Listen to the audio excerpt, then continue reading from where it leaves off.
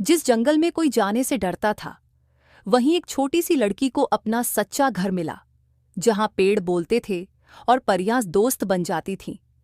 बहुत समय पहले की बात है। पहाड़ों से घिरे एक छोटे से गांव स्वर्णपुर में नीलू नाम की एक 7 साल की लड़की रहती थी। नीलू की आंखें बिल्कुल नीले आसमान जैसी थीं, इसलिए सब उसे प्यार से नीलू कहते थे। वो बहुत शांत थी, किसी से ज्यादा बोलती नहीं थी, लेकिन उसकी आंखों में हमेशा एक अलग सी चमक होती थी।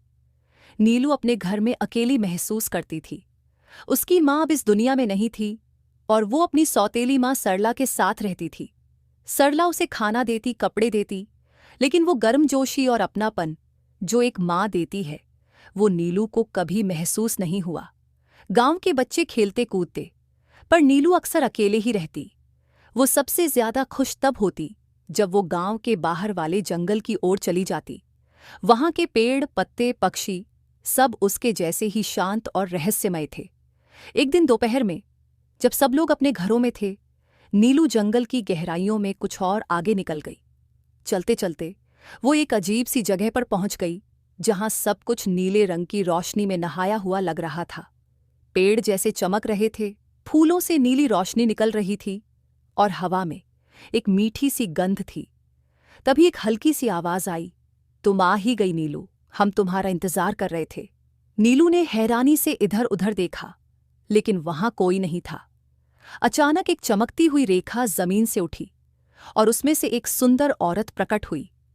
वो नीले रंग के कपड़ों में थी, उसके बाल बादलों जैसे हल्के थे और आंखों में एक अजीब सी नरमी थी। मैं हूं नीलवन की रक्षक, उस औरत ने कहा। ये नीला जंगल सिर्फ उन्हीं बच्चों के लिए है जिनका दिल सबसे साफ होता है। नीलू मुस्कुरा दी। पहली बार किसी ने उसे इतने अपनेपन से देखा था।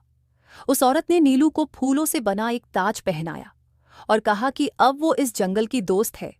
फिर उसने नीलू को नीली झीलों, बोलती तितलियों और मुस्कुराते पेड़ों की दुनिया दिखाई। नीलू की सबसे खास दोस्त बनी एक छोटी सी परी, जिसका नाम था तारा। तारा नीलू को कहानियां सुनाती, उसे पेड़ की शाखों पर झूलना सिखाती और कभी-कभी तो बादलों की सवारी भी करवाती। वो जगह जादुई थी, पर उसमें डर नहीं था, बस अपनापन था, जैसा नीलू ने कभी महसूस नहीं किया था। फिर एक दिन तारा ने नीलू से कहा, अब तुम्हें अपनी दुनिया में वापस जाना होगा, क्योंकि तुम्हारे अंदर जो रोशनी है वो औरों तक पहुंचनी चाहिए। नीलू थोड़ी उदास हुई, पर तारा ने कहा, तुम जहां जाओगी, ये दुनिया तुम्हारे साथ जाएगी। जब नीलू गांव लौटी तो कुछ बदल गया था। बच्चे उसकी ओर खींचने लगे। वो उन्हें जंगल की कहानियां सुनाती, पेड़ों के नीचे खेलना सिखाती और सबसे मिलकर मुस्कुराती। धीरे धीरे उसकी सौतेली माँ सरला भी बदल गई। एक दिन उसने नीलू को अपने पास बुलाया, उसका चेहरा सहलाया और कहा, तू तो सच में मेरे जीवन की रोशनी बन गई है। नीलू की आंखों में वही नीली चमक थी, जैसे नीले जंगल का टुकड़ा अब उसकी आंखों में समा गया हो।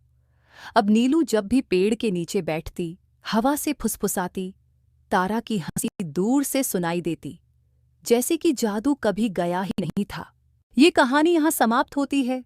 उम्मीद है कि आपको ये पसंद आई होगी। ऐसी कहानियों के लिए कृपया हमारे चैनल को सब्सक्राइब करें। धन्यवाद।